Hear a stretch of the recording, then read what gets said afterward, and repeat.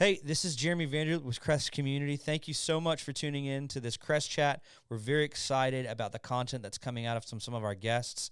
Please subscribe and also check the schedule. Come in person and be a part of this conversation. So this CRES Chat is with my friend Stephen Chadwell. We were talking about developing and scaling company culture and how to do that. Stephen is a phenomenal leader and has scaled an amazing company called Chadwell Supply with his brothers, uncles, and father. And it's a phenomenal time to listen to somebody who has over 2,000 employees and has still been able to maintain a healthy company culture multi-generationally.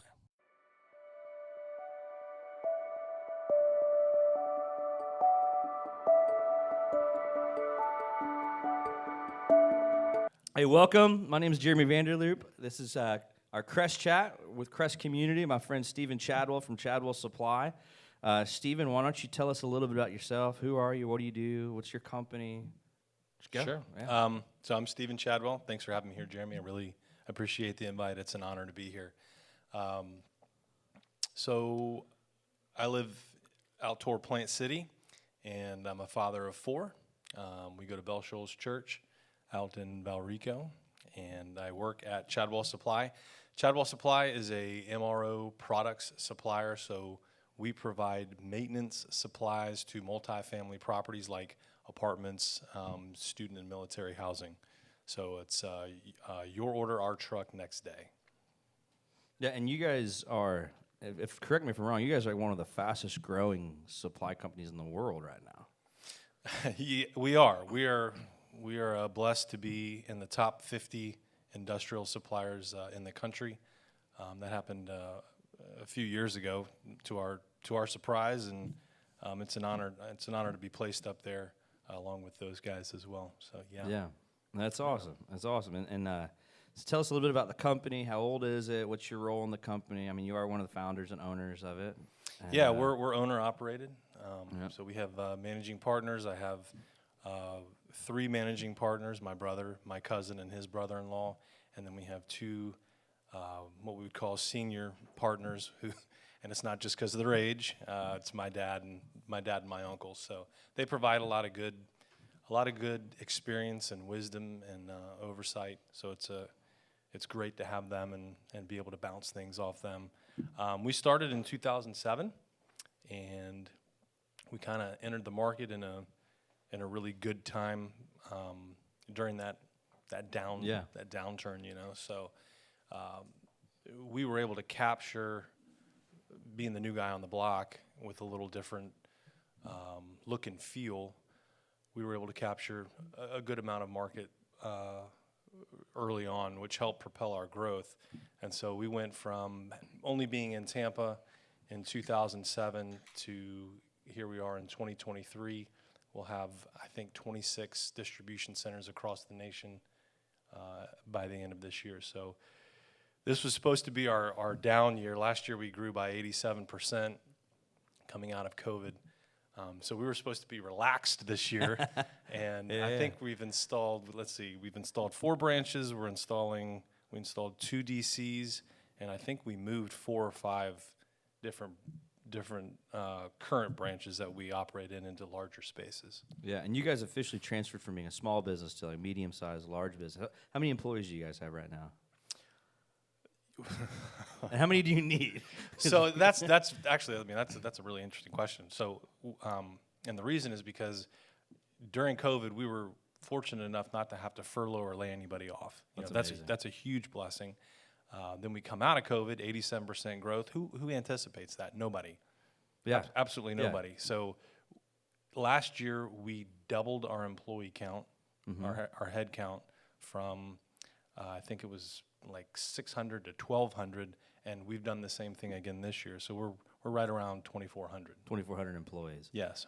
And all in the U.S. base? Do you have international employees as well? Or? We do. Yeah, how many internationals are you guys working with? We have a China office that houses 1. Okay. Yeah. So kind of jumping into this, like the reason why, well, first off, you're like one of my dearest friends. We used to get lunch like this. My lunches with Stephen actually inspired these CRES Chats. Oh, Yeah, I cool. never really shared that with you, but well, it was Steven, it was because we had the most consistent lunch pattern. We did. I mean, it was like, 3 or 4 years straight, Yes. every single week, same day, getting lunch. Yeah, can I tell a fun? So Go ahead. we'd always meet at the same restaurant, and then at this place, you would go to the counter, you'd order, you'd pay, you'd go sit down, they'd bring you your food, you'd eat, and you'd leave.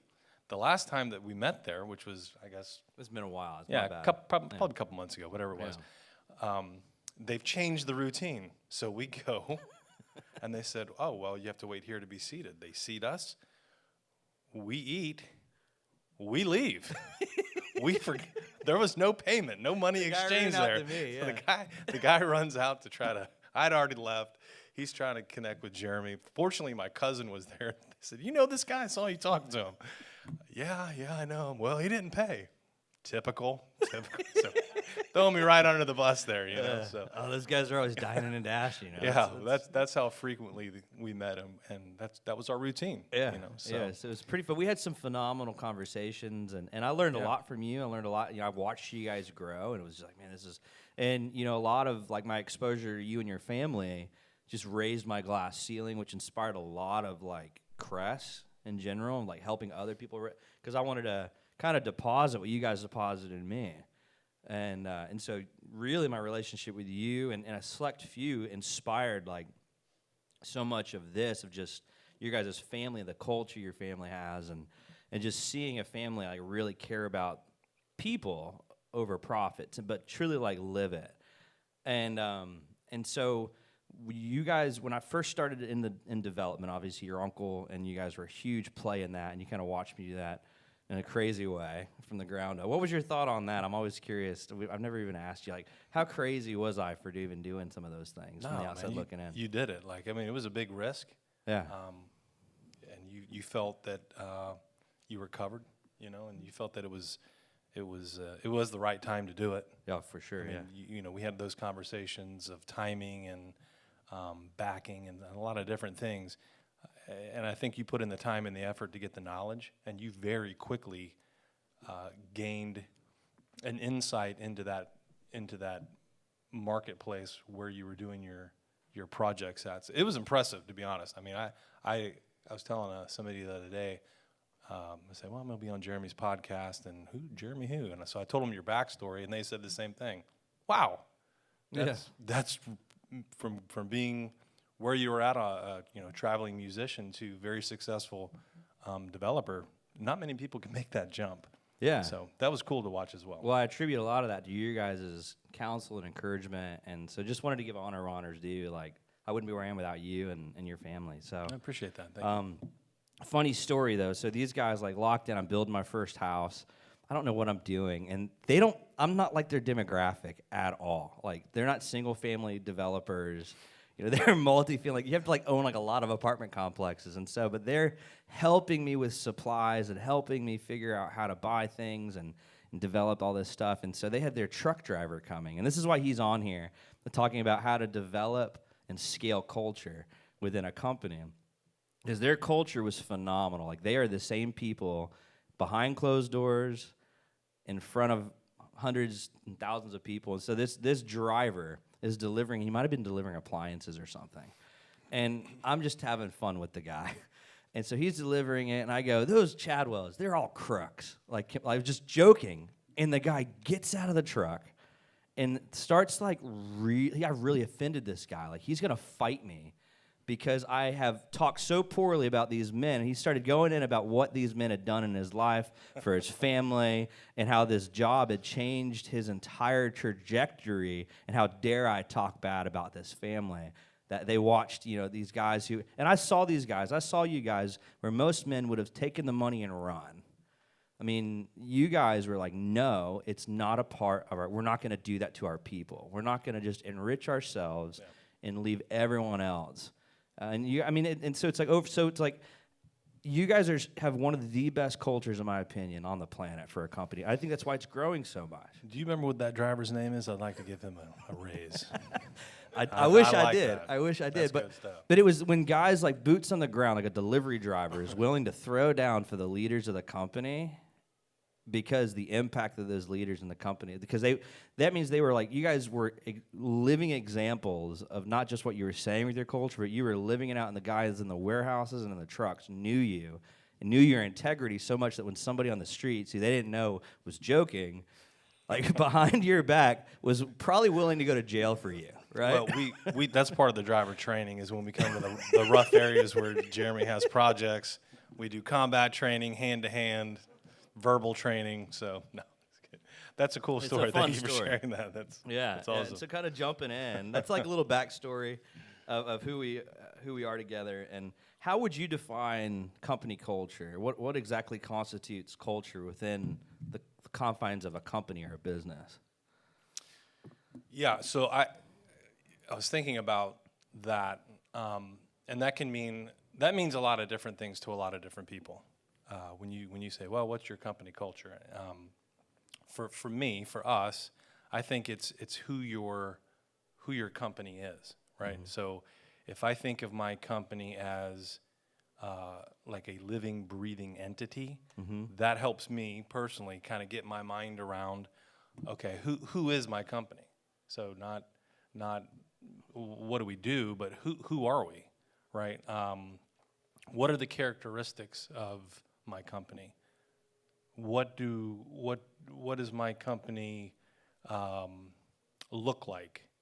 You know what I mean? So I think once you start to answer some of those questions about the characteristics, you can kind of delve into, okay, this is what our culture looks like. I can paint a picture with words or images or however you need to communicate that to your team and say, here's what our culture looks like, mm-hmm. right? And part of how you do that is by buy-in, right? So if you're new, if you're just a startup, that's you doing that, mm-hmm. right? Here's what I want it to look like. Here's who we are. It's not me. It could be me personally, right? But it's, in my marketplace, my specific marketplace, and it doesn't even have to be distinctive to just you.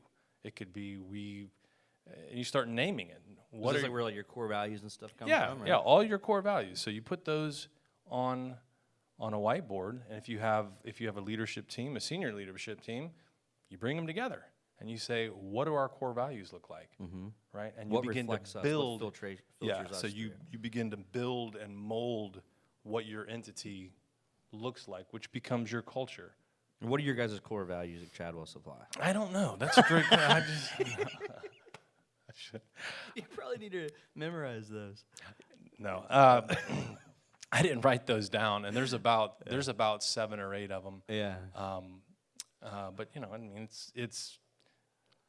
it's value, and it's terrible that I don't know this off the top of my head, and I really should have written this down. It's hardworking, it's reliable, mm-hmm. it's honesty, it's ingenuity, mm-hmm. Tirelessness, service. Yeah. Those are some of the ones that I can remember off the top of my head. And so literally we sat in a room with our key leadership as we were going along pretty early on, once we established who our key leaders were, and we said, what do we want to look like? Yeah. What do we want to stand for? Yeah, what do we want to stand for? And so that begins to drive your decisions. Yeah. Not just your business decisions, but how you operate internally as well. How you treat each other, Yeah, exactly. So, and the cool thing about that meeting was you got to see guys from operations and service and customer service, sales, finance, purchasing. Everybody's in this room, so you have the hands and the feet, and you have the mouth, and you have all the different parts of the body, and everybody had input into here's what we want the hands to look like. Here's what, right? Mm-hmm. And so that creates this really beautiful entity that you can put on a piece of paper and say, here's our culture, here's who we are. Yeah. Right. And that's when I said that to that driver, it was polar opposite of your guys' culture and core values, where he just was like, there's no way that this just happened to me. Like, this is, and that's, so I always say, like, your culture, that it's your passion and what you can be the best in the world at. right? And it's Sure. like you're having this thing, and it's the why you're getting up and how you're serving. And so it's the filtration system that allows you to identify if you're going to say yes to this specific customer or yes to this specific product or yes to this specific deal. Even if it costs you money, you're not willing to jeopardize your culture. Is that an accurate statement? Yeah, exactly. We sometimes choose to do things even though it's not the most profitable because of those very things that you just said. It's a simple, here's who Chadwell Supply is, and Chadwell Supply, at Chadwell Supply, we do this. Or, we're CRES, and at CRES, this is what we do when these things happen. Yep. And so now you're taking your core values and you're putting them into play, which defines your culture. It's your guiding Right? principles. Your culture is only, your culture is, it affects your customer experience, right? So who's affecting your customer experience? The people who are serving the customer. Yep. Right? And so that culture that you're injecting into your employees, your employees are your innards, right? That's the guts of your customer experience. So that's where it starts. So it's great that you got to see the result of our culture. Yeah. Right. I think that some people have it backwards, where they think that the culture is for the customer themselves. Well, it starts on the inside. It's for the employees Right. and the team. And Yeah, it starts with a on the inside. solopreneur. Like your culture is an individual, even like you're going because we have a lot of solopreneurs that are just starting. They're startups. Like they don't have any employees. Like they are it. All right. Sure. And it's like you don't wait to start developing that core value and that guidance system of culture. Right. You don't wait till you have No. employees. Right. You do it rather quickly. Right. Yeah, At the conception of your company. Yeah, you have to start now, and that becomes your brand. Yeah. Right. That's what you get known for. So if you think about, part of it was, okay, well, who is our customer? And when you look at who my real customer is, some folks who, especially in the IPO world or the stock exchange world, their customer isn't really their customer, and this is probably a controversial statement, so I apologize if, but their customer is their shareholder. Yeah. Right. And so that's who they're serving. And that's a really tough place, because the culture has to be bottom line driven. And so if I am bottom line driven, and it's not necessarily a horrible thing, but this is my culture, right? If I'm service oriented and my customer is the end user, who my customer experience really affects, well, my culture might look a little different than that, If I, as a managing partner, think, well, who is my customer on certain days, right? My team is. That's my customer. That's who I'm serving at the moment. My marketing team, who are they serving? If they're doing something internal, they're serving the sales team. They're serving purchasing. They're not always serving the end user. Yeah. So that becomes part of your culture. Is, at this company, we serve each other and we serve the customer at the same time, right? So we've always thought to treat people how you want to be treated.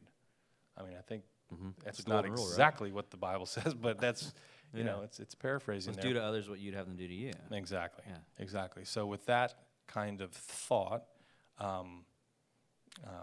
that's how we entered into our core principles and what that looked like. Yeah. How fragile is culture in a company?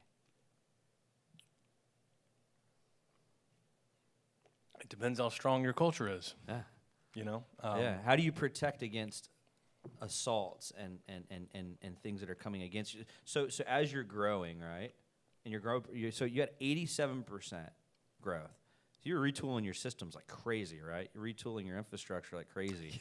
Yeah. It's. I mean, every 20%, right? Every 20%. Every 20% exactly. growth. You're like, exactly. But your culture's not retooling. No, it's developing, but it's not retooling. So you have in an ideal world, you're hiring the absolute best people you can find. At 87% growth, a lot of times you're hiring a heartbeat and, hands and feet. I hate to say that, but that's just reality. That's how it is, especially, and I'm specifically speaking about the time period that we just came from, where folks were staying home and not working and different things. So you really had to just get what you could take. So that's what I'm getting at, right? So you've had to, because you've had such explosive growth, because the marketplace has acknowledged this company stands for this, and I like it. I'm going to buy from them because they're buying the emotional experience with you, right? And the resources, the tools you're offering them, the solutions you're creating. Not always the cheapest, but your solutions are phenomenal for your demographic.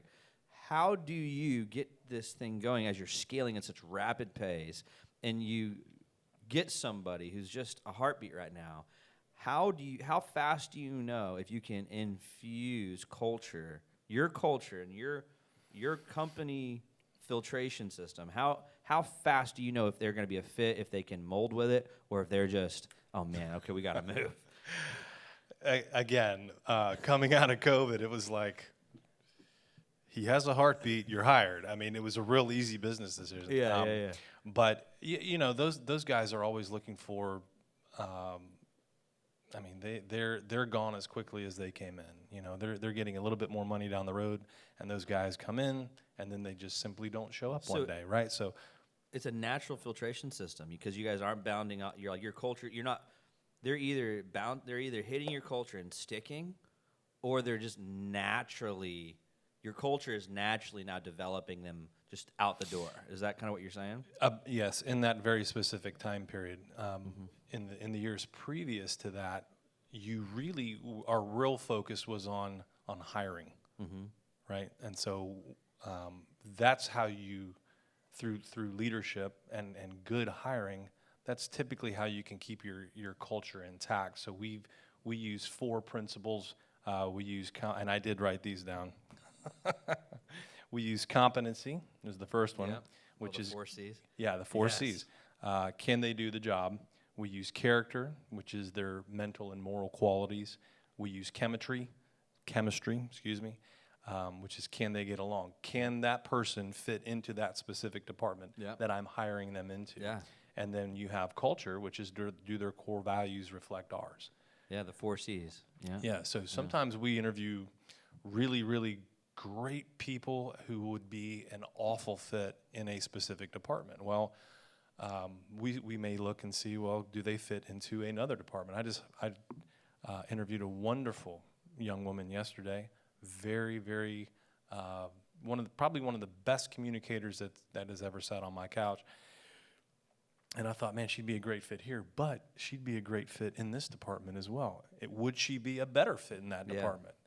So as badly as I needed an admin in this group over here, I may have to keep looking in order to get that right fit going. That's the Jim Collins thing from Good to Great, when he was studying great leaders and great companies that were built to last, when he wrote those 2 books, he said get the right people in the right seats on the bus and get the wrong people off the bus.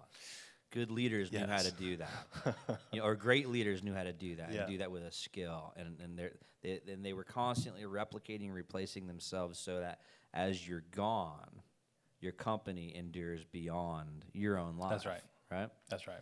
Exactly. Yeah. So you're saying there's some tough calls, like even internally when you get to your guys' size, you're going, man, I have to think through the entire organization. If this resource, if this most valuable thing that we have are these people, I have to make sure that I put them in the right seat for themselves and for the company, not just for me and my division. Well, it's also for the people that are there before them, right? So if you look at how many hours a day you spend at work, you spend about half of your waking hours at work, right? Yeah. Why not fill it with people that you enjoy being around? Yeah. You know what I mean? Why not find the best people? And it may take, sometimes you need a person right away, so you make some allowances for that. And you just pray it works out and through training and some different things. But why not fill it with wonderful people? Yeah.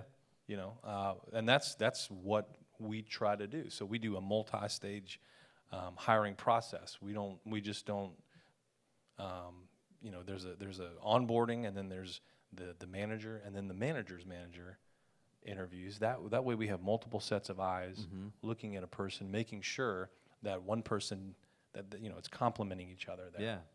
And that's because I use the 4 C's as well. I think we should probably to go over the 4 C's again, just so people can get it. It's competency, character, Chemistry, and culture. Yeah. Competency is, can they do the job? Yep. Right. Can they physically do the job that I'm asking them to do? Yeah. Character is are they a good person? Who they are on the inside? Yeah. Who are they on the inside? So when you're asking the questions during the interviews, you're really trying to get to the heart. What will they do when no are. one's watching? Like the character, Yeah, right? exactly. Yeah. Exactly.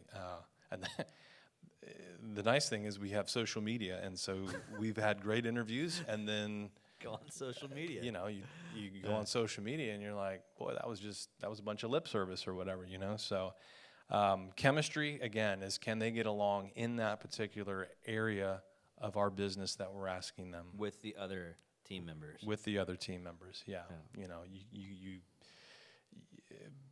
because of people's characteristics, we may hire a specific temperament for a buyer, but we need a different temperament for the leader, right? A little more assertive or what have you. Same thing in sales, where you have a slew of alpha, A-type individuals. That's a very, very delicate balance, right? Yeah. So that's a fun thing to do there. The culture is, do their core values reflect ours? Yeah, I always say it's the filtration system that they see the world. It's a subjective thought on how they're seeing the world, and does it align with how our company sees the world? Because you're getting it off of the individual leader, and you're getting onto the company itself, how the company sees the world versus how this individual sees the world. Do they align? Absolutely. Right. Yeah, absolutely. So I just wanted to go over, that's such a crucial thing. I use the 4 C's all the time here at CRES and in my companies, even hiring trades, and it works everywhere. Even if it's it works with picking do I want to do business with this type of customer, right? I'm in marketing. I'm in this. Does this customer fit the core C's? Do I fit the core C's for what they're trying to do? Do I have the competency? Do I have the character? Do I Sure. have, and it's a really good tool. The 4 C's are a phenomenal tool. It is. Yeah. What it does is it establishes trust, right? And so trust is speed in business. And now I know that I can really, because their character and their culture aligns with us, now that trust is initially built, especially with the 3-tiered interview, you have to trust your manager and their manager, and if those two aren't in alignment and agreement, well, then the deal's off, right? So again, you spend 8 hours a day somewhere, be with people you like and trust. Don't hire people you don't like and don't trust, or have some, right? Sometimes it's just, dude, I've got this gut. I don't know. I can't put my finger on it, but there's something there. Even though you can't put your finger on it, you have to trust yourself and release that person, because they may do better down the road, and there may be somebody better lined up, which is usually the case. Mm-hmm.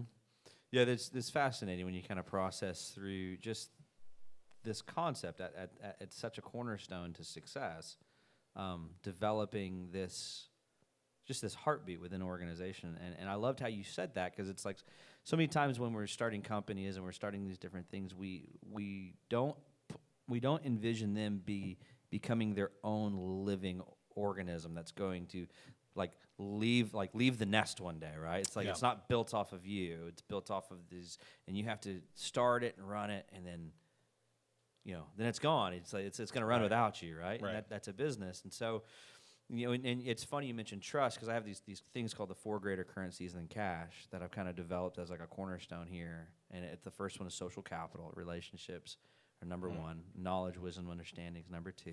But the third currency is actually trust and accountability. And I always say there's a trust tax and there's a trust dividend. Yes, there right? is. Yes, sir. And it's like, and if when there's a trust tax, that circle goes a lot slower. And I always make the joke: lawyers usually win out that game. You know, they always, whoever makes the most money in a trust tax is the attorney. Yeah. You know, and the time kills all deals. All the, you know, it's like you have to have this position of trust and be able to trust the person and get them on the same side of the table. You know, and that's. Yeah, so it's like it's funny you hit on that because it's like and then the fourth one is effort and discipline. If you execute those four currencies, people will just give you money because you're just creating solutions for pain points.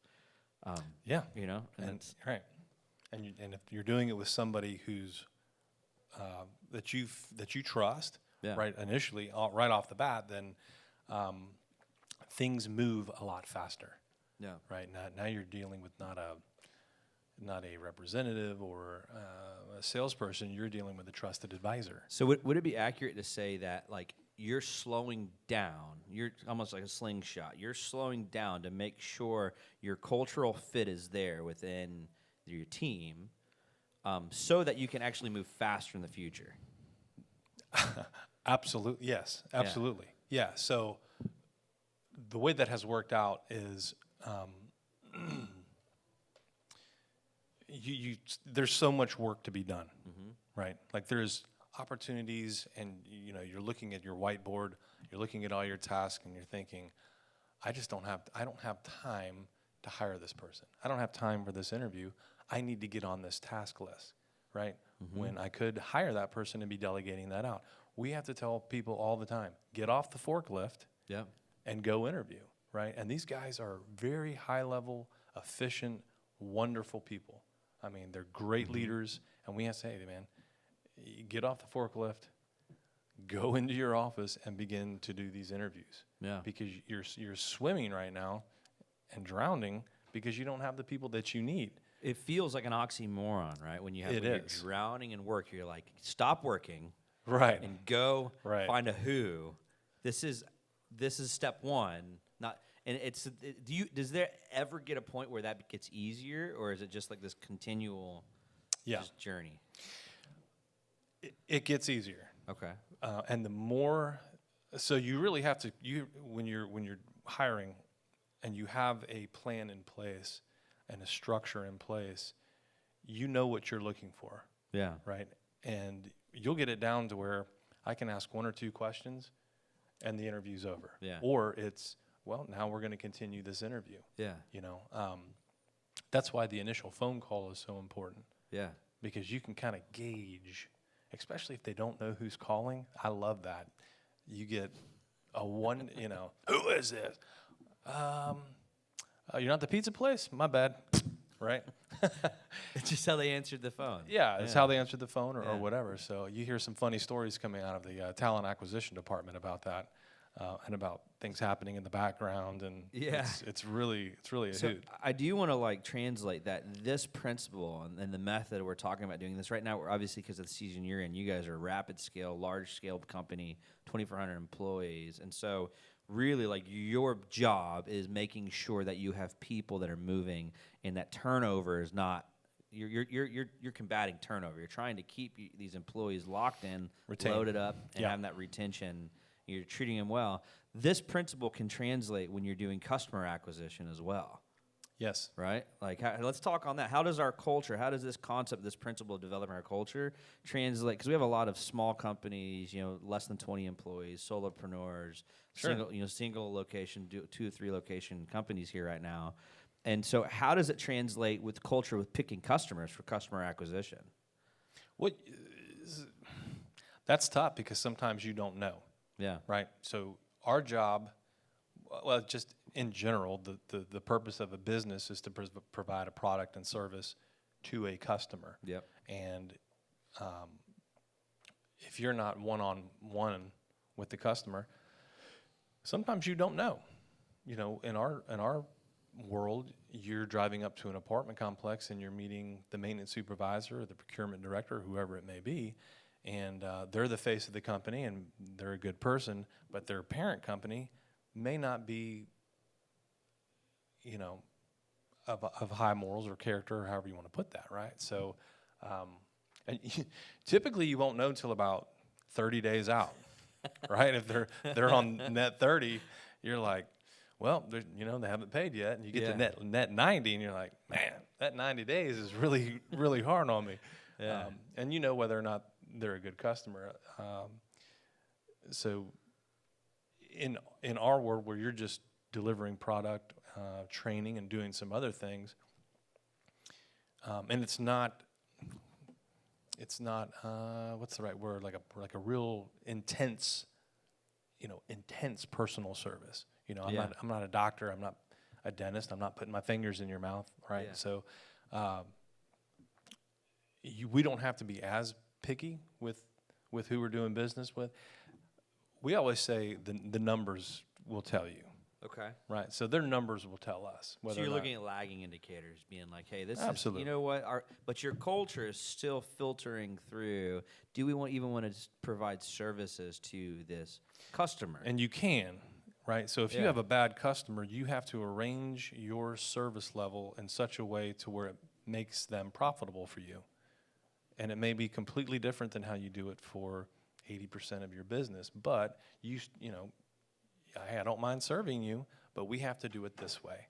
And if you're willing to do it this way, then we can do business Yeah, together. of course. And we've actually had, and that comes from, that whole we believe in second chances, right? Mm-hmm. So you don't want to turn anybody away, but we need to do it this way. And we've actually had some bad customers become fantastic customers. They just happened to be in a hard spot at the time. And right? so you guys extended your culture to them and began to operate and execute these principles, Exactly. offering an extension to them that maybe they wouldn't have experienced that from some of your competitors. Yes.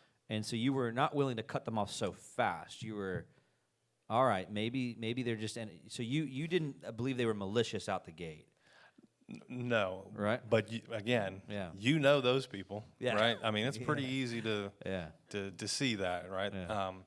But yeah, that's exactly what happened, Jeremy, is, we talked and they performed. It's a relationship, yep. right? So we're doing what we say, you're doing what you say, and that's called a partnership. And so when you partner with somebody, there's that trust level, which means that we can continue to do things how they should be done, which is enjoyable, right? So that's our job is to create an experience where people would say, well, why in the world would I do business with anyone else except for Chadwell Supply? Mm-hmm.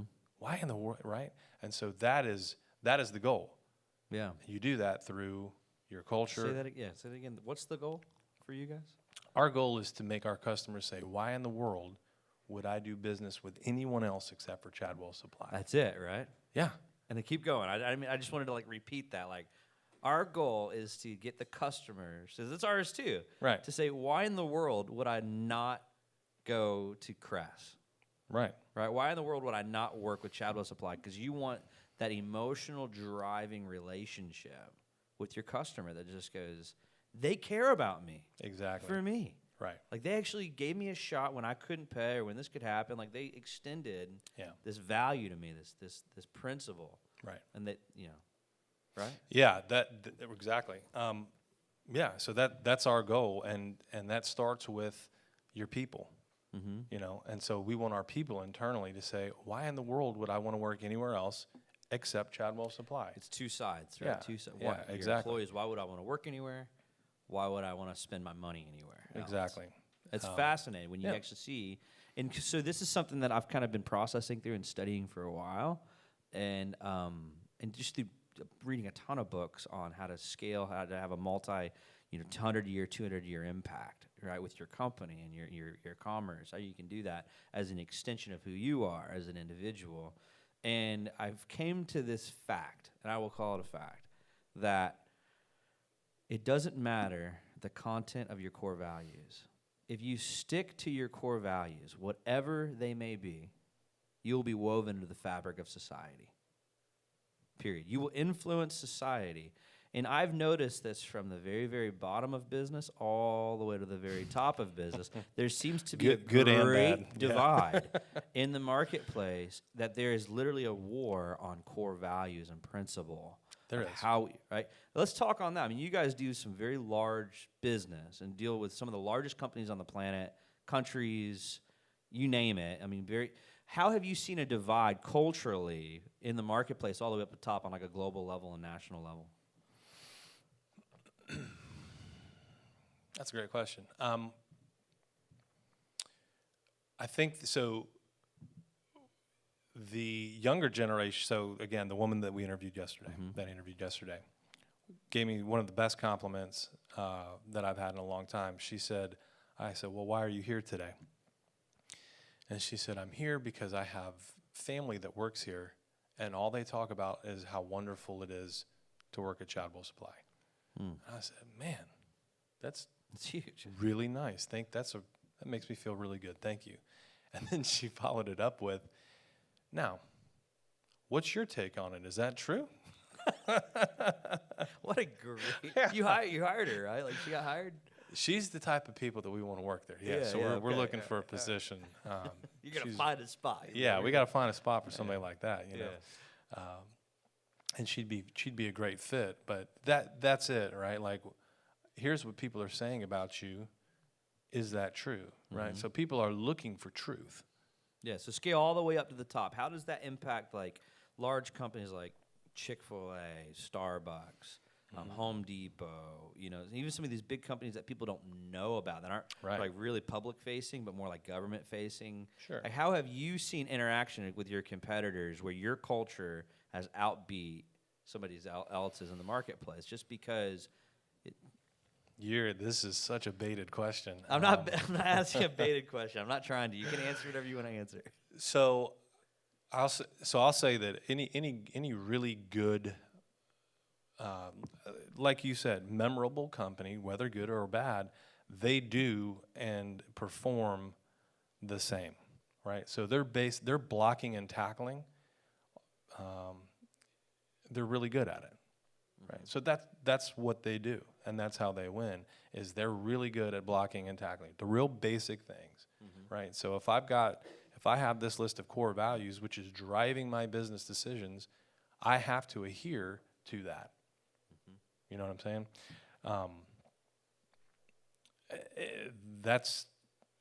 You have to stay consistent with the basics. Yeah. And that's where I see companies really excel, and that's where I see them go down the tubes, is they change. So you've seen companies get off of their core values. Absolutely. They change them to say we're this way, boom. And then they get a new leader, and the new leader shakes things up, and now they're over here. So definitely not going to get on the controversial side of this company, and so I don't want to talk about like the cultural aspects of this company, but we had an employee of this company who was one of their top performers in the country. And I'll say it because in the book Built to Last, it was referenced as a great company. And I think we're starting to see it, and it's Disney. So Disney is in a season right now that they are shifting their position. They're getting off of their core values that they've had for 100 years, and it's starting to shake out because we're starting to meet employees that have been laid off. Then you meet them, they're phenomenal employees. And it seems to be like exactly what you're talking about. This company, and Ford did it too for a little while. Ford is a great company, and around the 40s or 50s, they got off their core values. And there's a direct correlation with margins and revenue that goes straight down when these companies, and remember, it's not about the content or the value, it's when they get off of the core values. The organization seems to implode. That's right. And I think that's what's going on even with Disney right now, is you're starting to kind of, from the outside looking in, for talking to former employees now who are great people, they're saying, yes, the culture has now changed in the last 2 years. And now you're starting to see the numbers even go down in the box office and all these other things. And that's why I said that's kind of like a heated thing, like to not talk about like some of the political stuff that's going on with Disney, but just to this subject matter of, it's not about the content of the value, it's that they stick to the values, so that they're not sticking to their original values for the last 100 years. I mean, have you seen other companies do something similar? Oh, yeah, absolutely. So now you are releasing employees because they don't align with your moral values or your cultural values. So you hired them based on those things. Now you're firing them because you changed. Yeah.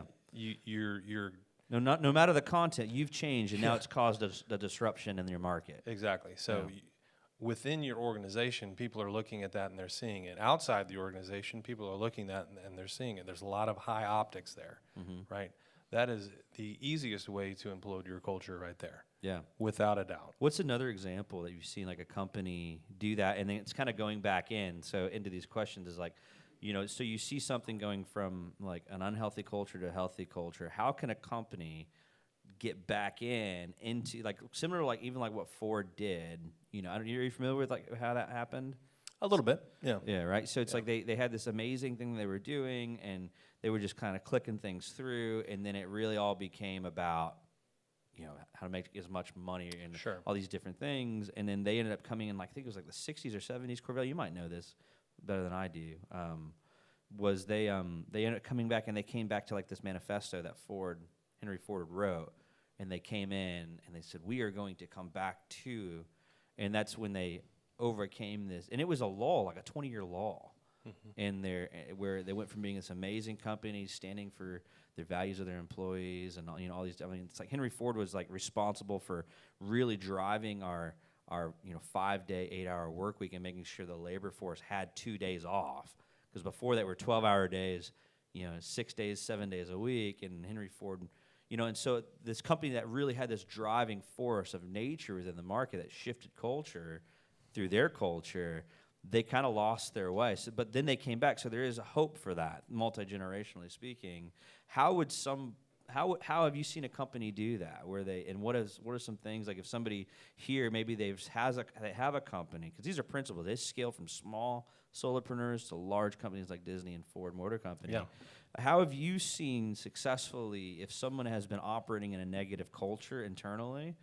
What are some key things that you've seen done in the marketplace with other companies that they might be able to apply to themselves today to start realigning and developing a more healthier culture? Yeah, that's really easy to see in the last couple of years here, right? And it depends on your country's moral principles and some different things, but specifically speaking about the country that we live in, right? You've seen a major shift where leaders have said, oh, thank goodness now this is acceptable because this is who we actually are. Like, this is really a thing that we want to be all about. It's had a very negative impact with a lot of people who either used to use their brand or are using their brand right now because of no choice kind of a thing, right? So a lot of folks especially big folks, who think that they run on an unsinkable ship. They say, well, we just do whatever we want, and it'll have no effect on us. And I'm not one to name drop or do those types of things, but you've seen folks come out with some advertisements and different things where, man, what were they thinking? They're losing 20-30% of their sales off of that. Why would you do that? Yeah, and so, you know what I mean? And there's some arguments to being like, hey, well, this is what we think, and that's the hardest thing is like when cultures start shifting. There's so much numbers never lie. That's right. Right. It's math is not relative; it's absolute. But unfortunately, with some of these cycles that these companies go through, and if you can stick to these core principles that I believe, these 4 currencies, that's where I think the divide comes in. Treating people with dignity, who they are, that they are the most important piece of the puzzle. Right. Yeah. People, like all people, not just a select few people. All people, treating everyone with dignity and respect. And then understanding that, this isn't having knowledge, wisdom, understanding when to do something, why to do something, where I'm going to do it, how I'm going to do it. And then and so I think, I don't know, it's an interesting thing that we're living in, but trying to pull this back in. So some key principles that somebody could apply to developing a healthy culture. Like 3 things. Yeah. So, and this kind of dovetails into what we were just talking about. So, which is, here's where we set out. This is who we are. We've crafted the model, and now I'm going to come out and try to be something that I'm not or I've never been. Right? That's like, it's a complete faux pas, in my personal opinion, to as a company to try to come out and do that. Right? You have to be good at the basics. Stick to your basic game plan. Period. right? So if you're doing those things, then you're starting internally with your own team, right? So as your leaders are serving the people that are under them, and those people are serving the different departments, that gets out into when me, the representative in front of my actual customer, that's going to translate all the way down, right? So it's people serving people serving people. Yeah. Which is your core value. Somebody else's core value could be money, money, money, money, money. Sure. Right? If they stick to that, they're going to be successful at it. That is exactly correct. If you go to change between either one of those extremes, it's going to hurt your revenues. Correct, because you're attracting a very specific customer based on how you are operating. Yeah. That's why culture and core values are so important out the gate.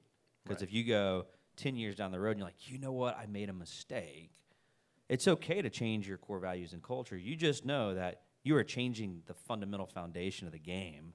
You're going to lose some significant market share. Right. Because you're feeling like you're going to go to another market share. And that's where I say this is the position of longevity of, and you've heard me probably say this a lot of times, everyone in the room is like, we're leaving a 200-year impact. Sure. And people we're gonna have a legacy, but they're not gonna know our names 200 years from now. Right. Right. The decisions we're making at 25, 35, 45 will impact Christmas at 55, 65, 75. Yeah. Right? Yeah. I mean, and then other people's Christmas is for the next 150, 200 years. Sure. Like there's this movement that all of us are a byproduct of someone else's core values, good, bad, or indifferent. I'm seeing that in my own home life with my grandfather, right? I mean, it's just chaos. He's left a wake, and we're picking up the pieces as a first generation. And you kind of walk through that. And I've seen, and then I've also seen the beauty of like what like your dad and uncles and like where they came from. Like, oh, absolutely. I mean, just from like only way they did this was they stuck together. That's how they survived from their dirt farm. From their dirt farm, being with somewhat of an abusive father, and they just literally they were partners for life. That's right. And that's where your family comes from, and so I can see that power of you being a second generation of those guys overcoming the odds. And just, I mean, because your family is like, it's like a legacy family in Tampa, in my opinion. I mean, you guys have done, they did what, like 10,000 plots or houses out in Riverview? It's a lot. I mean, it was a lot, like development-wise. And then your uncle did like Hyde Park in the 80s and just like 26 condo high-rises or something. Yeah. I mean, just like crazy things that transformed Tampa. And then, and then just got crushed in 08 in a lot of different ways. And you guys rose from the ashes because of this culture. Yes. So your family were big time, and so you're second generation of your family coming from poverty and really rising up from poverty, and now look like within one generation. I mean, you guys are impacting 2,400 people every single day that work for you. And that's powerful to me when you think of that. And that's some people need to know that story too, like that. That first generation story of who your dad and uncles were and what the stuff they overcame. Because it's hard to see that when you're having a conversation like this. You guys aren't like 5-6 generations in of doing this big business stuff. So now we have third generation who are working there now as well, which is amazing. And I know my dad and uncles, they love seeing that. Yeah. They're still the first ones there, and even during the hurricane when we were closed, they were the only two in the building. The rest of us are working from home. Those guys know how to work. They're like, well, I guess we'll just go in. They live across the street from each other. They probably rode together. They were like mid 70s now. Like, I mean, they're in the late 70s. So. Late 70s, and they just still work. I mean, they just love it. There's no such thing as retirement within these entrepreneurs. They're just the same. They work, man. They love working. And their retirement plan is hospice. Their retirement plan. That's what they say. It's not my words. You walk into like this executive office, and like the second generation have like their own beautiful like offices. The brothers of like this, they're all in this one office, this one room with desks, and they fight and they argue. I mean, it's the trippiest thing. It's so funny. Yeah. They're just like these leaders of this beautiful But there's a distinct difference between a first generation builder and a second. We'll say, I mean, they're well, they chose that. Yeah. We said, hey, look, you can have all these spaces, and they said, no, just throw us in there together. We'll be fine. We're brothers for life. All right, okay. They fight like brothers. They do, man. It's an amazing thing to watch, that love, that partnership. Yeah. and the strength of a good partnership. You know, it's a real blessing to be around. Yeah. And we're fortunate to have that and to see that. So yeah. Well, I just wanted to give honor to the patriarchs of absolutely. Chadwell Supply and those guys. I mean, they are great leaders because you're a great leader, and that, I mean, to raise a third generation up is the hardest thing to do. And I know your dad and uncle. You know, I remember he was talking to me about that around the table. Hey, how do we do this? What do we? And that's, to me, I learned so much about like the humility of a great leader. Who am I, this young 30-something-year-old guy, to have a conversation about something I'm studying about generational movements? And that was, I remember calling Brittany and being like, that's the culture I want when I'm 76. I'm running this giant company, and there's this kid sitting at the table that we've been pouring into, and he starts talking about something I don't understand. Yeah. And and then all of a sudden he's just like, yo, teach me this. Yeah, It's powerful. Yeah, it is, and it's fun to be around. You know, I never thought about this until probably this year. What it must be like for my dad and uncle to help grow and be a part of what we're doing now. You know, and the cool thing is that, you know, each distribution center you go to, it has its own kind of flavor to it, right? Yeah. So what you're seeing in Tampa is not what you're going to see in Charleston. And Charleston, for the most part, doesn't operate like they do in Phoenix, right? But That's the core autonomy. values are the same. Yes, the you know? culture, the core. So that's what really got me to thinking about thinking of the business as an entity, as a, you know, living, breathing thing, and that kind of helps you get your mind wrapped around you know, what is the characteristics of this living and breathing thing, and that's easy to translate to somebody. You know, that's easy for your team to kind of sit down and to be able to map that out for them and multiple people. So it's a really cool thing to watch and be a part of. It's a blessing for sure. That's the hour, by the way. I don't know if you know that. We just went for an hour. Did we really? Oh, yeah. That's how fun these things are. All right. Yeah, so we're going to open up for some Q&A. Daniel, Awesome. get the microphone. We'll have about 30 minutes of just, and this is where we're on our toes, because we're on our toes in the talk, but now, you guys exist now. Look at this. So this is, you know, and so this is the part of our conversation. Stephen, I just give it up for Stephen. I mean, great guest for this chat. And so right now, anything is on the table in regards to developing, scaling culture, the stuff that we were discussing, things that we haven't discussed. Floor's yours. So there's a microphone. Miss Vanessa's got it. I got a question. Oh, Miss Vanessa's got a question. And when she's done, Is it working? we're just kind of raise your hand and we'll tag team some questions. My quick question. I just had a conversation 2 days ago with two of my clients in this office right here. And they were talking about their employees. They're small business. They both have one employee. And they can barely afford to pay that employee, but they have to pay him because they're starting to gain that momentum. And they, as a small business owner, have a certain mindset about their business and moving their business forward, but the employee does not. It's that person with the heartbeat, right? Doesn't necessarily have that same mindset, and they don't want to risk getting rid of the employee because they need them so bad, but they also don't want to risk keeping them because of how they affect the customer. And so I worked for Progressive Insurance for 17 years, and I said, you know, I worked for Progressive 17 years. I'm still Progressive. It's ingrained in me, all of the work culture and the work habits and just the way you do business. And I said, how is it that Progressive can get thousands of employees to buy into their culture, and we as a small business owner can't get one employee to buy into our culture? And one of my clients said, well, it's because they have benefits and 401ks and employee retention plans and engagement things that they do, and that's how they're able to get people to buy in. They can keep them long enough to get the culture ingrained in them. So what would you say is a great way in a short period of time for a small business owner with that one employee to get that culture locked in, so that that person is moving and shaking the same way that that owner is? You want to take this? I'm sorry, that was a mouthful. That's okay. Do you understand that question, or you want to kind of rephrase it in like a sentence? How does a small business owner lock in company culture with one employee in a short period of time? because they don't have enough time to wait for them to catch on? That's a great question.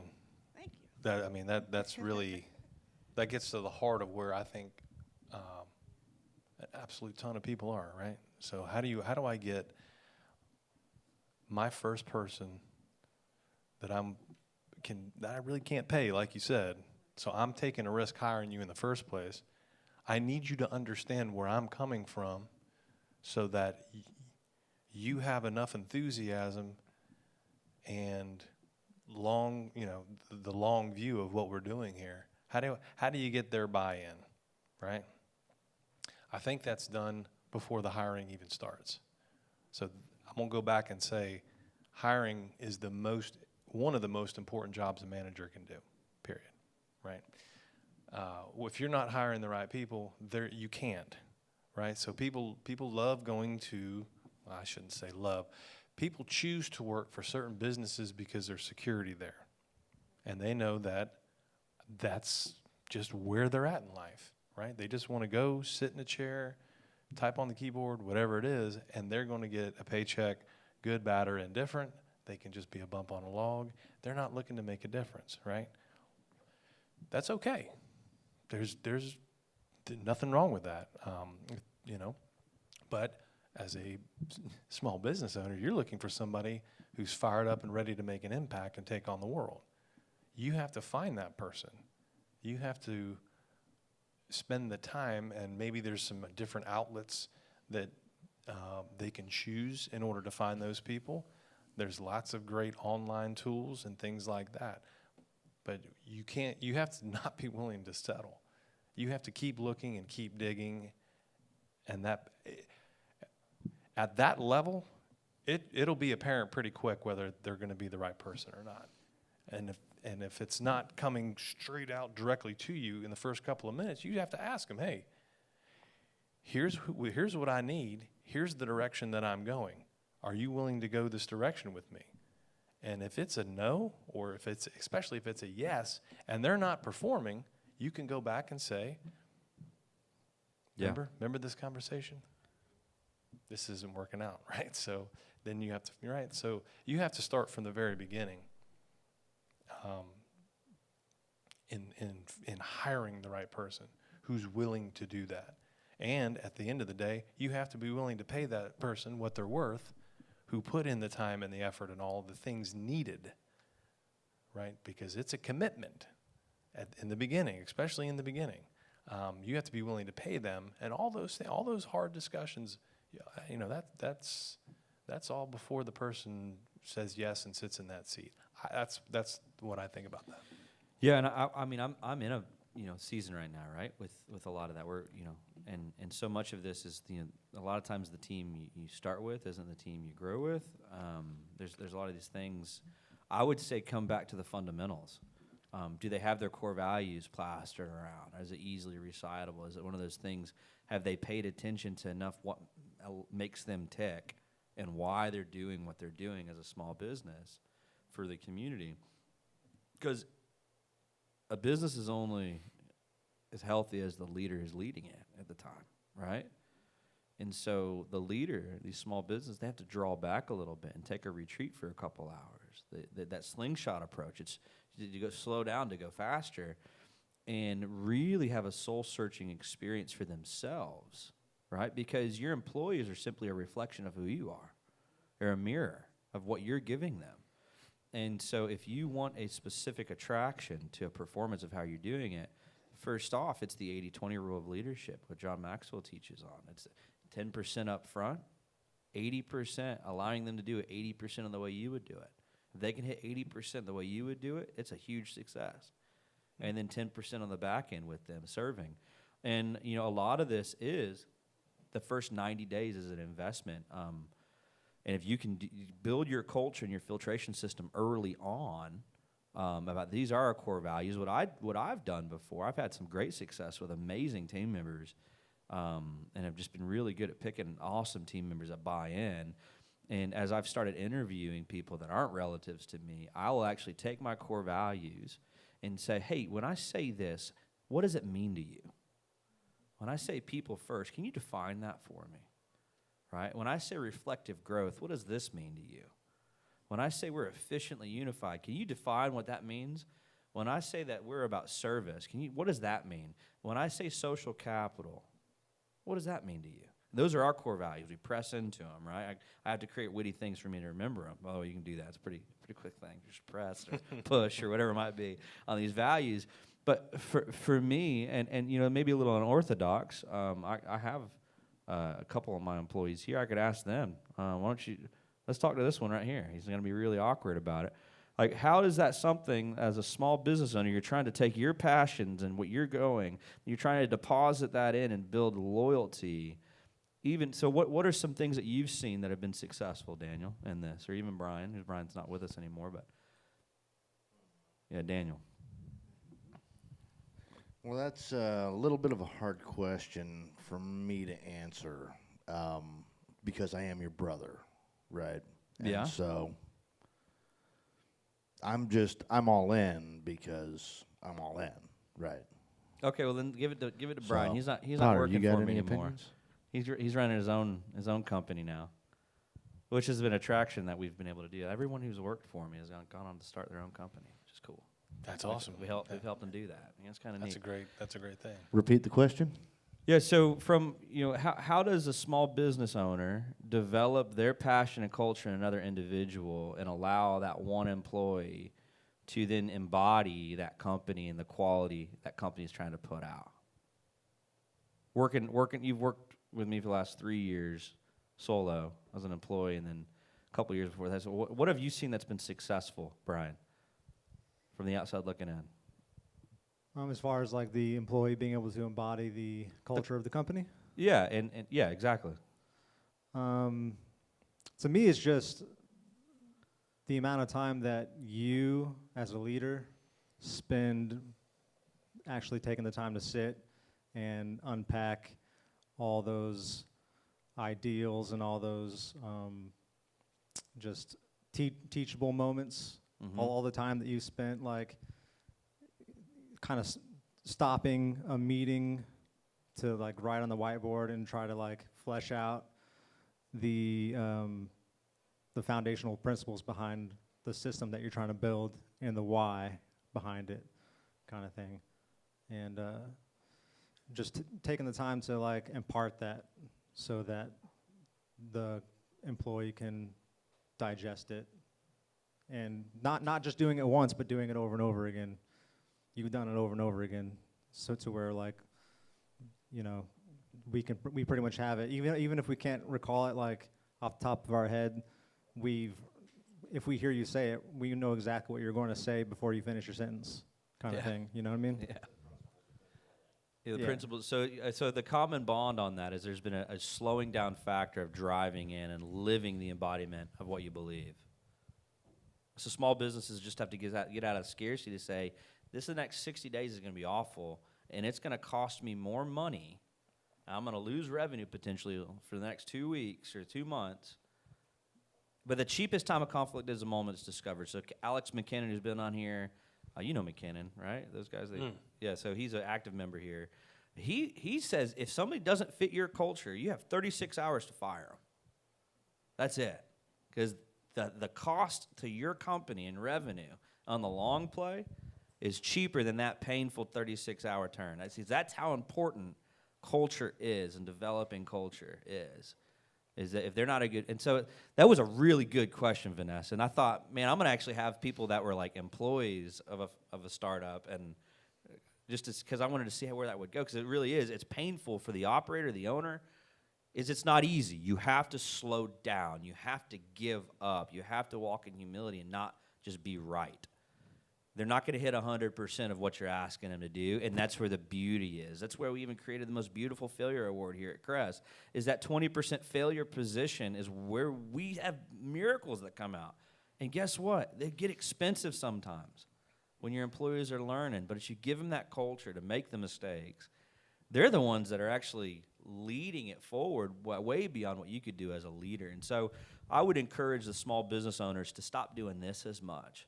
And this is where they need the community. This is why things like CRES and stuff like that exist. You need to have the courage to do this. And that's the hardest part of solopreneuring to entrepreneuring, is the ability to simply do this and embrace that failure, embrace that pain point. But that's the only way culture is going to be learned, is through failure. That's my thought. Love it. Really good question, though. Yeah. Like, on point question. Yeah, that's a great question. Like, man, you should I mean, we're asking that at our level, right? How do you have people continuously, if they're not in a buy-in position, how do you have them buy in? I have an employee that I didn't think was going to work out. They turned around, and next thing I know, they're doing amazing, right? So what happened? What steps did I take as a leader to make that happen? And that's at any level of business. And I don't think it's, we put a lot of pressure on ourselves to say, well, if I can't turn that employee around, I'm not a good leader. Stop doing that. Yeah, Maybe you just made a bad hire, that's true. right? Let them go. Get the wrong They're a people good off the fit, bus. right? They're a good fit somewhere else, and maybe you're giving them a blessing by letting them go. You know what I mean? A good firing can be healthy. It really can. It definitely can shake up a department. That's for sure. Corvelli's got the mic. I'm interested for this question. So congratulations on all the business success, both of you, actually, and certainly balanced family with it. So that's a wonderful example. So I'm curious. I've spent a lot of time in my career, public sector and private sector now, on something called the Employee Viewpoint Survey, right, where there is an independent annual activity to allow employees and leaders at all levels to have a voice in what they see in their organization. And you really get anonymous feedback around, in terms of the mission, the vision, the values, are we who we think we are?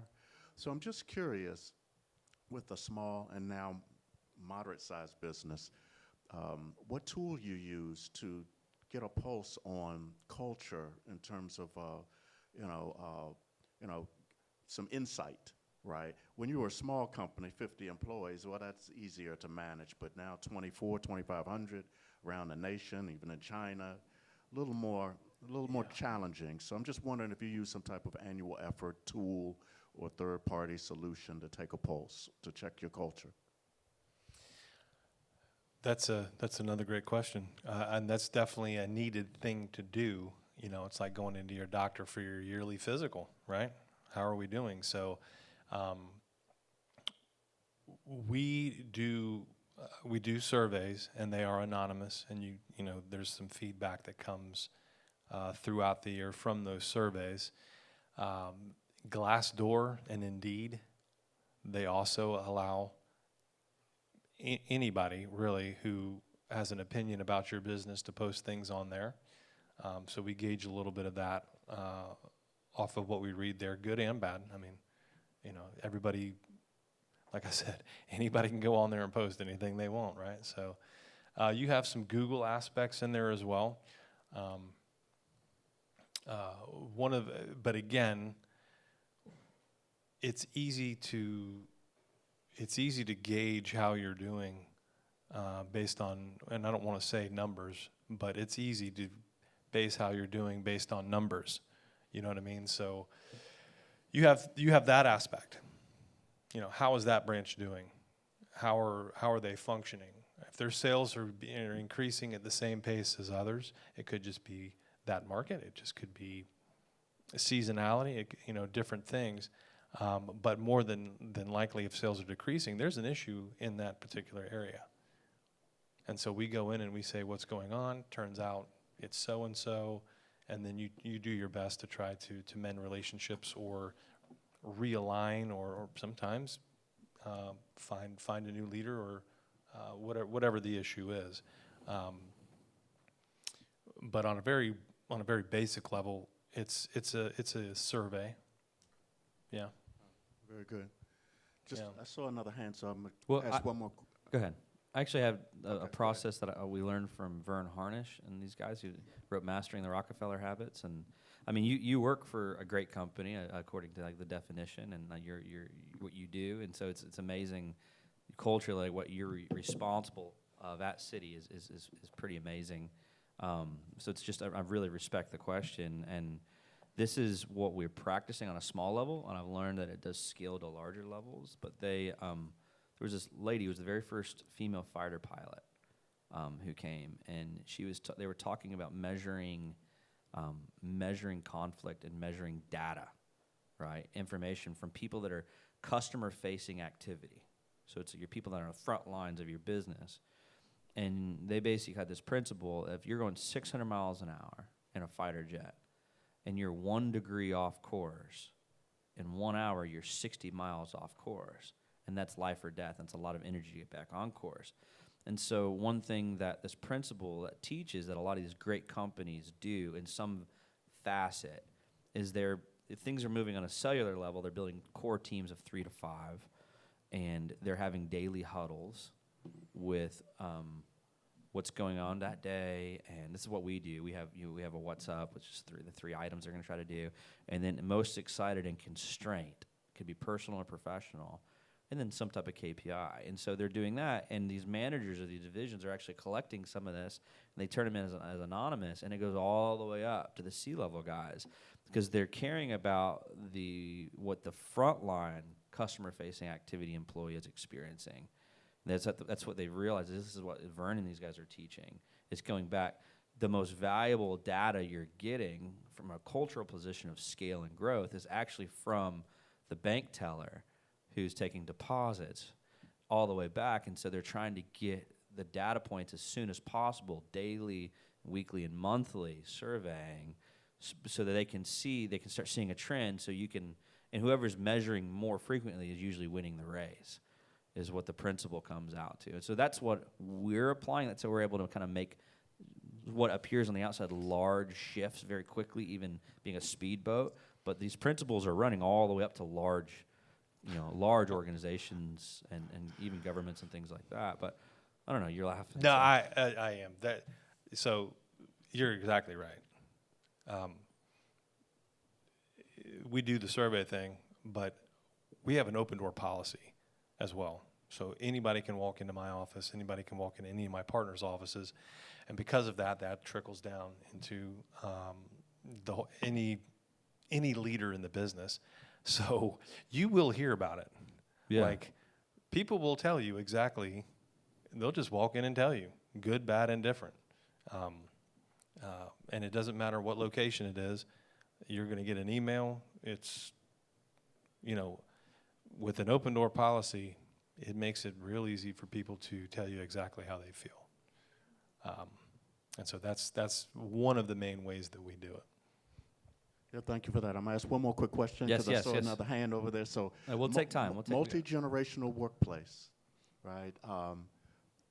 Baby boomers all the way to Gen X, Gen Y, Gen Z.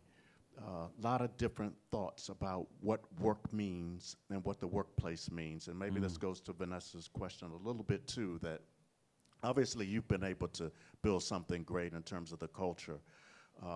Not every company is there though, but I know you have thoughts perhaps, both of you, on this whole phenomenon of trying to bring culture together with multi-generational values, right? The way I view work in the workplace is certainly different than the way my children view work in the workplace, okay? And I have a daughter 31, son 28, daughter 26. We've had some real debates over what staff meetings are supposed to be about and how they should be run, and this whole concept of work and work from home and that type of thing. So I'm wondering any of thoughts you may have on creating, a really good workplace and workplace culture with the challenges of multi-generational thinking. And by the way, there's this whole concept of, which startled me, of quiet quitting, that has taken root in companies where employees won't quit, but you certainly can't expect them, because their workplace expectations are different, to give their best or do above and beyond. They just want to do exactly what they need to do, no more, no less. Hard to get excellence out of that. So just your thoughts.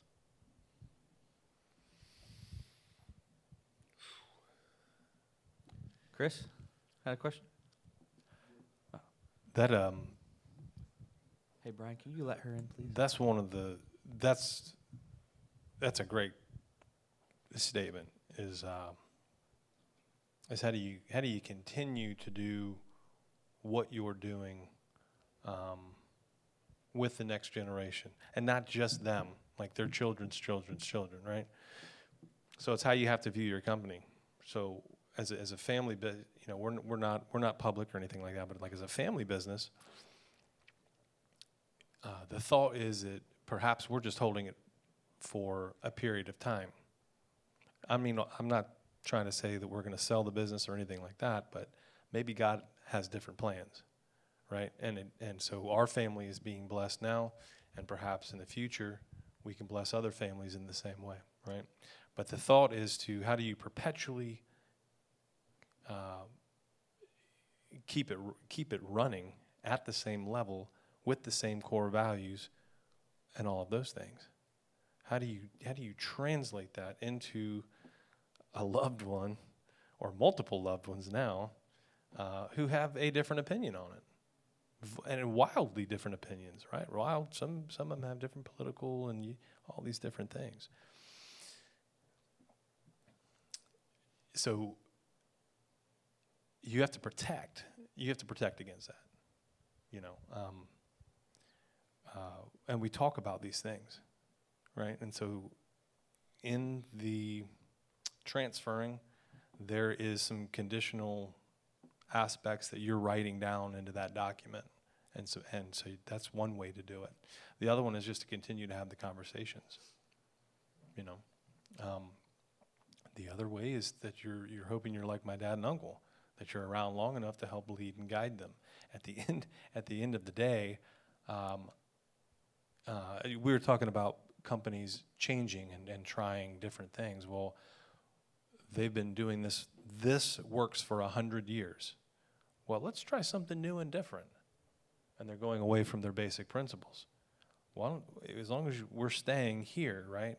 And so that's the struggle with the research that we've done is you have new innovation that wants to come in and it wants to change directions and do all of these different things. And you have to put, and there has to be an understanding. And because it's family, you can have those conversations where you may not be able to have it with somebody outside of the family per se, So, and having stakeholdership protects that as well.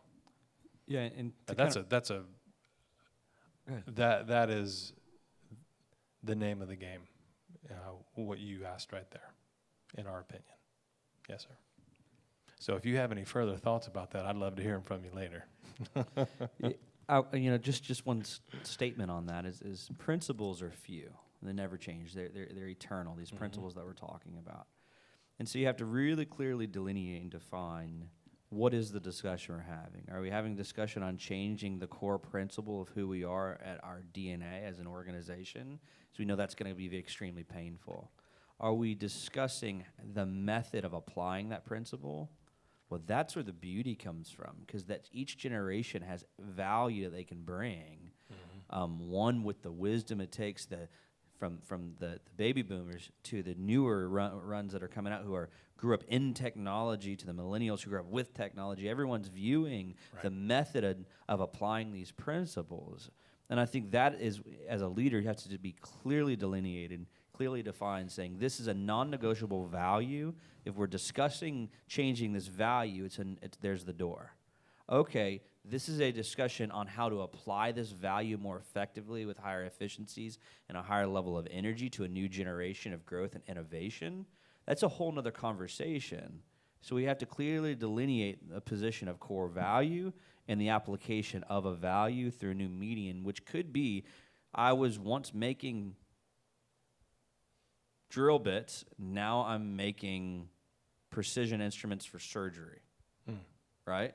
Innovation and method of applying the core principles, they're not respective to simply a market or a driving engine of economy.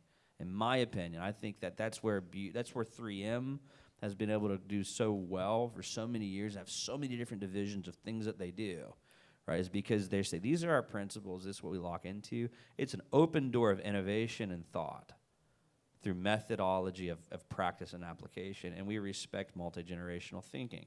The guy who's 22 years old is going to see these things differently, and there might be value. As long as he's not changing our core foundation, we're good to try it. I don't know if that makes sense or not, but that's the delineation. It's like trying to figure out, well, what is a method and what's changing this infrastructure? Because that's where it gets really gray at times, of values and what we're gonna. But I think we're doing a major transfer of wealth, major transfer of power, in the next decade, and so it's something as a society that we have to be engaging in those conversations as executives and entrepreneurs, all the way down to street level. But I respect you guys, and so you guys can disagree with that, and I will actually bow down on that because of your guys' magnitude of leadership. But right. So you gotta. That's the basics. Yeah. Right. Does this fall within our basic principles? I need you to start writing my answers. That was a fantastic answer. Does that hold within our basic? Yeah. Magna Charta of our company? Everything's fair game as long as it doesn't impact this foundational thing. It's open. Let's go. Let's figure it out. Right. And as long as it keeps the main thing. Yeah. We'll try it. We'll fail. Try it. We'll retool. We'll see how it works. Right. Oh man, that was painful. Just make sure it's not detrimental, to the company. It's not going to kill it. Absolutely. Exactly. But so probably one more question. Thank you. By the way, this has been definitely beneficial, very beneficial. You mentioned you have four partners. It's like 4 of you guys or 3 of you guys.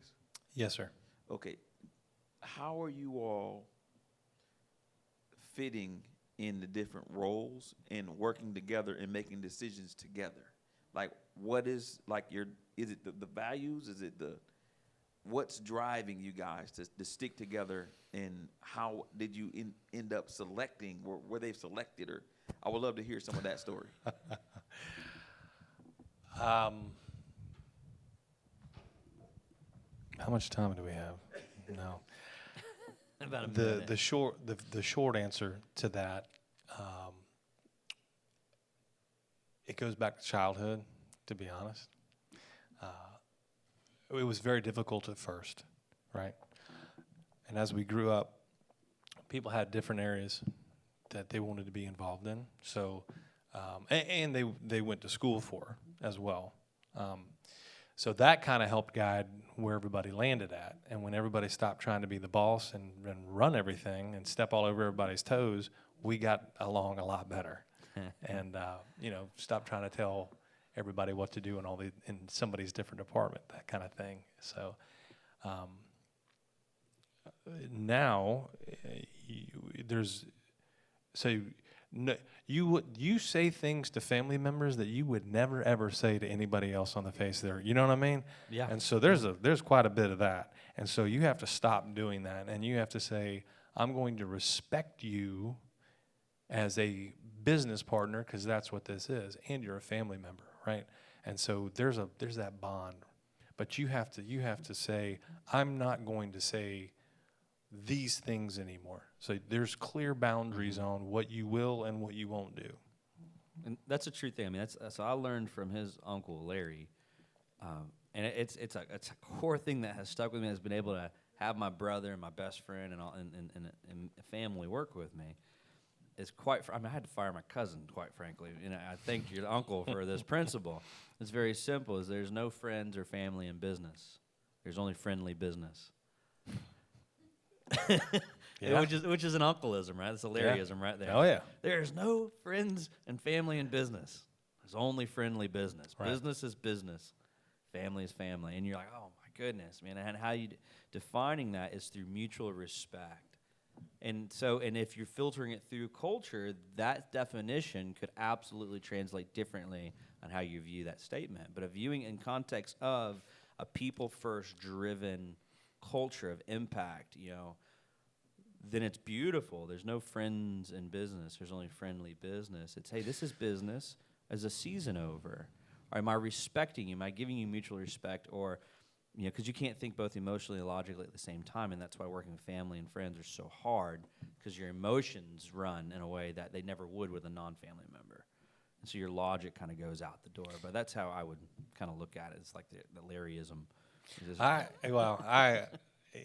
There's a lot of truth to that. But at the same time, I somewhat disagree, because you can have a there's, in fact, some of the best, most successful companies in the world are still, family owned businesses. Mm-hmm. They might be franchised out, but they're family owned businesses, and that family business that stays together, that will speak volumes to your teams, and it means a lot. Mm-hmm. It really does. Your church, for instance, I love that saying. We're not like a family. We are a family. Yeah. I straight up stole that from you guys. You know what I'm saying? It's okay. So at work, when we get together and talk about these things, that you say, hey, we're not like a family. We are a family. And everybody's, they love that. They absolutely love that. And it's truth. It goes back to, who do you want to be around for 8 hours, 10 hours a day? Right? Get people around you that you enjoy being with, and that will trickle down to absolutely every facet of your business, and your customer will see that, and they'll say, why in the world would I want to do any business with anyone else except for them? Mm. What a wonderful group of people. Are all you guys like this? Yep. Man, wonderful. How do I get a job there, right? So now you're not going out and trying to hire people. They're coming in looking for you. And those are the real people you want. When people start looking for you, you just found an ally. You found a partner there. So Yeah. So I know we're a little over, but any other questions? Any other thoughts? Joe, it looked like you almost had a question. No? Anyone? Thoughts? Closing thoughts? Comments? Great. No? Well, Stephen, thanks so much for coming, Yeah, man. It's thank it's you. left. Here, let's do right hand. Let's do there right hand. there you There we go. Give it up for Stephen Chadwell, Chadwell Supply, and just a great family.